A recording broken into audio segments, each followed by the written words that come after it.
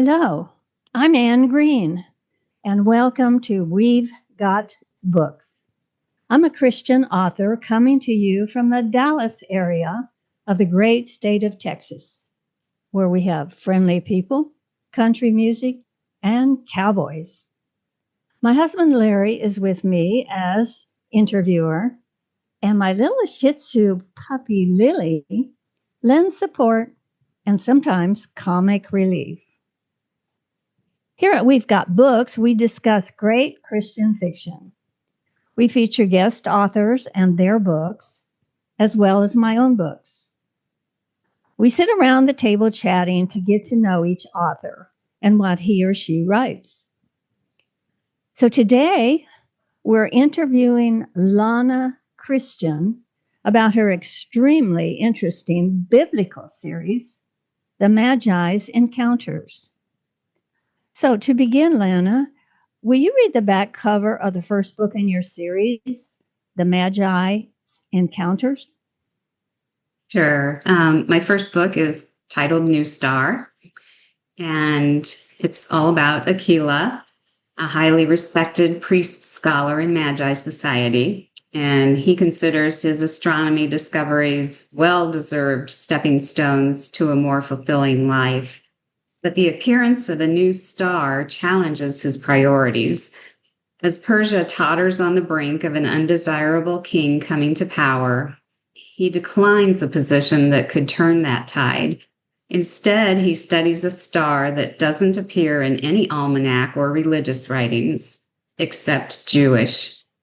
When Aquila and his colleagues uncover a few Jewish prophecies linking the star to an eternal child king, he becomes the target of Persia's religious and governmental conflicts.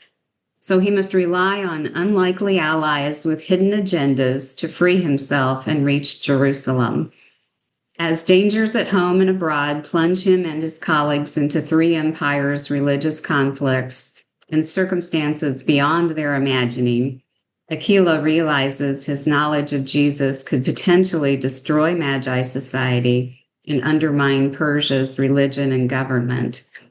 Untrusting of his counsel, 1,000 miles from aid, and bound by a potentially career-ending contract, Aquila must decide how far he will go to protect what he knows of Jesus, and whether the cost of his belief is worth the risk. Thank you, Lana. That sounds intriguing. Could you tell us a little bit about yourself? Sure. I live in Minnesota and actually like cold weathers, which we're in the middle of right now. When I'm not writing, I like to hike and create new recipes. I don't get to do either of those as much as I'd like to because I still have a day job, which is also involving writing, but for the medical industry. Plus, I write novels. So my day job is very deadline driven. So during the week, my creative writing happens in little sound bites, mostly pre-writing activities like research, character development, plotting, or sketching scenes. Actual drafting happens in bigger chunks of time, early in the morning, on weekends, and especially during my day job's slow season. So, how long have you been writing? Well, I wrote my first book, and I use that term loosely, in 5th grade. But my creative writing took a long detour when I fell in love with science in 7th grade. So I tuned out of all my English classes, didn't even think about writing until after graduate school when I started working in a hospital where I had teaching responsibilities. Then my dad was diagnosed with an incurable form of cancer. So I left the hospital and started freelancing as a medical writer. Writing out of necessity, not inspiration. But God blessed that work. I've done it full time for 20 years now. And parallel to that, I edged back gradually into creative writing after 10 years of writing newsletters and marketing campaigns for ministries. What inspired you to write? Well, in December of 2017, I was homesick, so I watched a church service online that included a 17-minute live nativity. And that nativity was the inspiration for what became New Star, my first book in the Magi's Encounter series. Well, what sort of Christian fiction do you write? It's primarily biblical fiction, which is historical fiction set in the first century. What are the names of the books we're discussing today? Well, they're New Star and Survival Secrets. Those are the first two books in the Magi's Encounter series. Could you give us some details about those two books? Sure. New Star is the wise men's backstory up through when they find Jesus. We learn they were priest scholars within Persia's very influential Magi society. And for context, in the first century, Persia was the heart of the Parthian Empire, one of the world's two largest superpowers. And it's just extraordinary how the wise men saw an elusive star, hunted through many cultures' writings to see if anyone else had seen the phenomenon, and then linked it to Hebrew prophecies of an eternal child king. That was extremely countercultural and dangerous because they had to uphold their empire's official religion. So then Survival Secrets picks up right where New Star leaves off. They've found Jesus and they're fleeing from Herod and other enemies. And we read in the last half of Matthew 2:12 that the Magi returned home by a different route. And that sounds pretty innocuous, but that was really an arduous task. I did a deep dive into geography, Roman roads, and a whole lot more to figure out what alternate route they could have taken and what challenges they faced in doing so. So when you look at the two books together, New Star is about new faith, and Survival Secrets depicts the wise men's first acid test of their faith, if you will. Very interesting. Do your books have underlying themes? Yes. In New Star, the main theme is that faith comes with risk and a cost. And in Survival Secrets, the theme is that God will test your faith, but the trials are worth it. Would you read an excerpt from one of your books for our listeners? Oh, sure. I'll jump into the first few pages of Survival Secrets. So remember, they're fleeing Herod, and they're in the wilderness of Paran. Was heading to Egypt the right choice? Traveling home on any road, Roman road, was out of the question. With mathematical precision, Roman watchtowers measured those roads. Imperial troops manned their posts, scouting for runaway slaves and other undesirables. Aquila and his colleagues had become undesirables the moment they decided to not return to Herod with the news of the eternal child king they had found. Herod undoubtedly had wasted no time dispatching relays with orders to intercept the Magi and drag them into Jerusalem in chains. Heading to Egypt was their only option. Aquila had to keep his caravan safe. Safety. What a precious commodity. Aquila shivered to think of the consequences if he failed at his task. He sipped his bowl of watery soup. Barren ground had already replaced Ayla's lush beauty. Thankfully, today's unusually cool temperature had allowed the caravan to press on longer than usual, until grumbling stomachs forced them to stop for the day's second meal, a diluted version of morning meal. Quelling the caravan's fear of the unknown would be an ongoing effort. Aquila had to maintain everyone's focus on covering more ground, even though he hadn't yet revealed to them where they were going. Heliopolis. It was a wish, a hope, a prayer. At least a month away if all went well. From Heliopolis, they could continue to Alexandria. He couldn't muster any thought beyond that. Egypt was in the opposite direction of home, but was truly out of Herod's reach. He glanced at the stars. Time to address the caravan. We regret that urgent business took us away from lovely Ayla, he started. What business would take us into the wilderness, one servant said, his voice dripping with sarcasm. Aquila grimaced inwardly. Turia. a force to reckon with privately. Business that must be kept secret from certain people. The servants' unruliness rose like swells in a storm. Logic wouldn't win them over. Something more visceral had to move them. You have a right to know why we aren't going home yet, Aquila said. It relates to why we went to Jerusalem and what happened there. Everyone's eyes bored into him. It's a good story, he added. The servants liked stories. Maybe that would pique their interest. In Persia, my colleagues and I studied a star that foretold the birth of a child who would be an eternal ruler and the savior of the world. Sniggers and guffaws erupted. Inconceivable, yes? But Jewish prophecies over hundreds of years pointed to the birth of a unique person. Not a king born into royalty, but someone we could all relate to. We traveled from Persia to Jerusalem to find that child. And we did. Aquila's throat tightened, but some people wanted to harm him, especially King Herod. He has a habit of killing people when he considers them a threat to his throne. Herod commanded us to report to him when we found the child. We did not. Aquila shifted in place.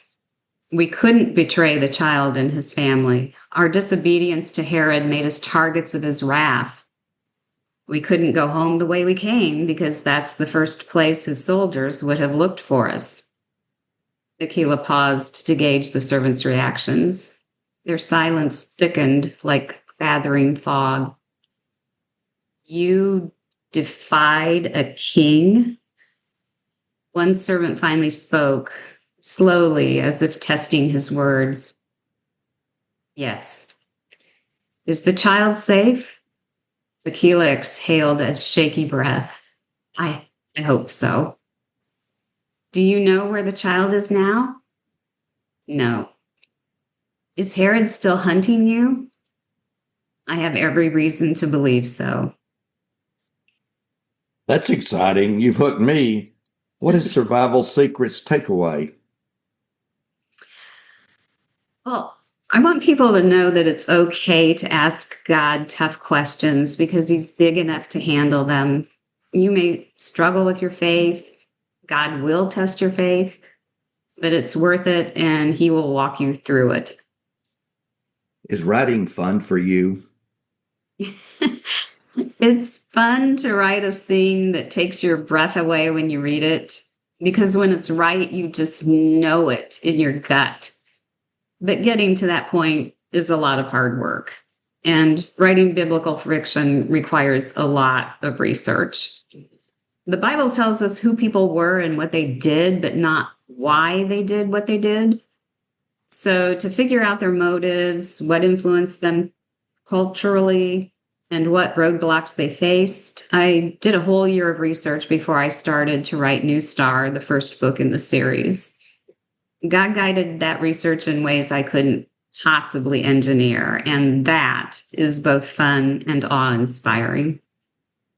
Are there some fun facts you want our listeners to know about your books? Oh, sure. I slide a couple first-century inventions into each book. They're integral to the plot, plus readers say it's fun to learn that those inventions existed farther in history than they thought they did. Did you research any unusual topics for your books?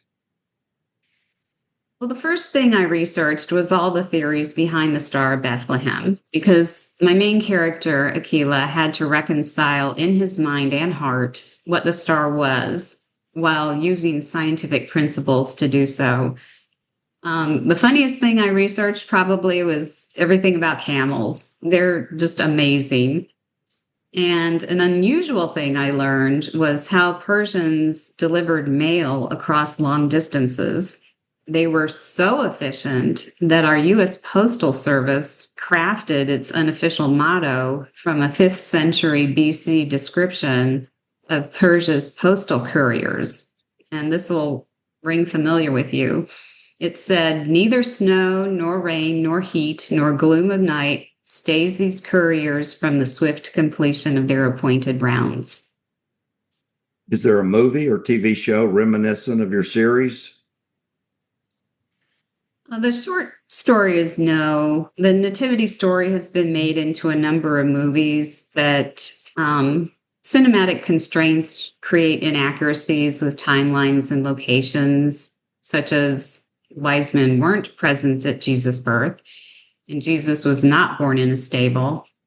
Another movie treats their journey as metaphysical. All of that's entertainment more than history. So, no, I can't say any show is reminiscent of my book.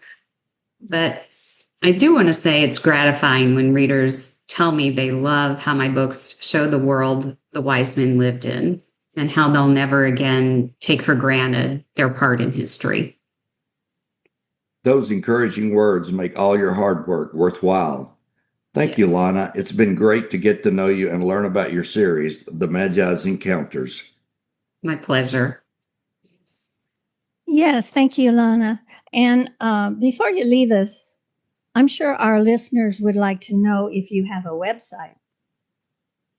Yes, you can connect with me on my author website at lanachristian.com. That's LANACHRISTIAN.com. If you go to my contact page or click on the gold sign up button on most any other page, you can sign up for my newsletter. That will also get you a free short story related to my series, and a few other things, advance notice of my blogs, and free resources for each book, such as a book club kit, Bible study, and age-appropriate homeschool topics, which I call family-friendly extras. I'm also on Twitter as @LanaCWrites, and I have both author and personal Facebook pages. My Facebook author page is Biblical and Historical Fiction. That's all smooshed together as one word. Thank you, Lana. Those sound like great places for our listeners to go. Well, once again, the time has sped by. So we say goodbye from deep in the heart of Texas. And we hope you've enjoyed your time with us as much as we loved having you. Join us next week when we guest spotlight our own multi-published, multi-award-winning author, Anne Green, me, and my historical anthology, Spy, Matchmaker, and the Rules of Love. Also, don't forget to go to buzzsprout.com and enjoy some of our other 50 podcasts with different authors. You are sure to discover a new author to you or your favorite author's newest book. So this is Anne Green with Larry Green and Lily saying goodbye for now, and read a good book for education, entertainment, or pure escapism. And we hope you'll choose a book you learned about on one of our podcasts. See you next time.